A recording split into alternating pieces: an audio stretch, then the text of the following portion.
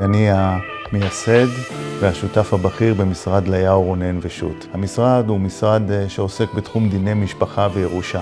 הנושאים שאנחנו עוסקים בהם במשרד הם נושאים שקשורים בנושא של ילדים, סכסוכים כספיים וכל מה שקשור בתוך קונפליקטים מורכבים.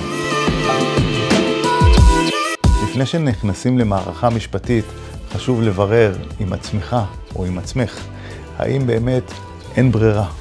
נאלצים ללכת למערכה הזו, או שניתן לפתור את הסכסוך בדרכי נועם, בדרכי גישור, פישור, אלטרנטיבות אחרות שעומדות בפניכם.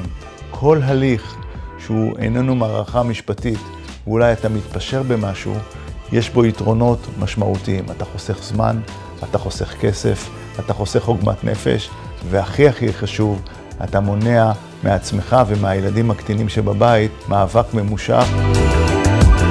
כשאתה או את נכנסים להליך של גירושים, הדבר הראשון שצריך לעשות זה להבין את השטח. כלומר, קודם כל לאסוף מידע וגם לאסוף מסמכים שיהיו נדרשים להליך המשפטי. כי כשאנחנו נכנסים כבר לתוך ההליך המשפטי, יש חשש שלא ניתן יהיה לאסוף את המידע הזה. ולכן הדבר הראשון שחשוב לעשות זה קודם כל לאסוף מידע.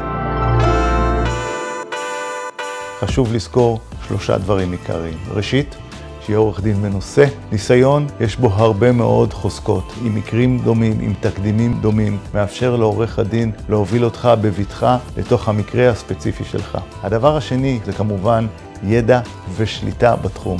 אנחנו בשנים האחרונות היינו ערים להרבה מאוד שינויים בתחום של דיני משפחה, ולכן חשוב שעורך הדין יהיה בקיא. הדבר השלישי, חשוב שתהיה כימיה בין עורך הדין לבין הלקוח. חשוב שזה יהיה מישהו שמבין את הראש שלכם, שיכול להיות אמפתי, שיכול להיות סימפטי אליך, אבל גם אסרטיבי שצריך, ויכול להוביל אותך לקראת מערכה המשפטית לאורך זמן. לא בכדי נאמר שהילדים הם בראש סדר העדיפויות. תמיד צריך לראות את טובתן ואת הצרכים שלהם. דמי מזונות הם לא קלף מיקוח. זה כסף שצריך לשלם על מנת לספק את צרכי הילדים, נקודה. בנוסף לכך, גם זמן אישיות. כל ילד, כדי שיגדל ויתפתח בצורה תקינה, צריך לפגוש גם את אמא שלו וגם את אבא שלו. בשלב השני, זה ענייני הרכוש. כשבני זוג מתגרשים, הם בעצם למעשה רוצים להפריד את כל מה שהם צברו במהלך החיים שותפים. ולאחר מכן, יש את כל ענייני הגירושין והכתובה שהם נידונים בבית הדין הרבני.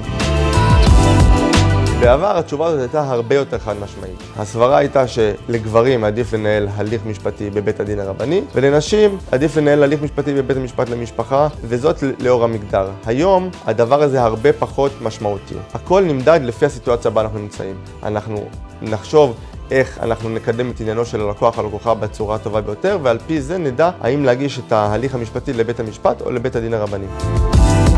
אשמח לעמוד לרשותכם בכל שאלה, בכל בעיה, החל משלב הייעוץ, ההכוונה, וגם בהמשך ההליך המשפטי ככל שידרש, באסרטיביות, ברצינות, תוך ייעוץ והכוונה. נשמח לעמוד לרשותכם. משרד ליהו רונן ושות'.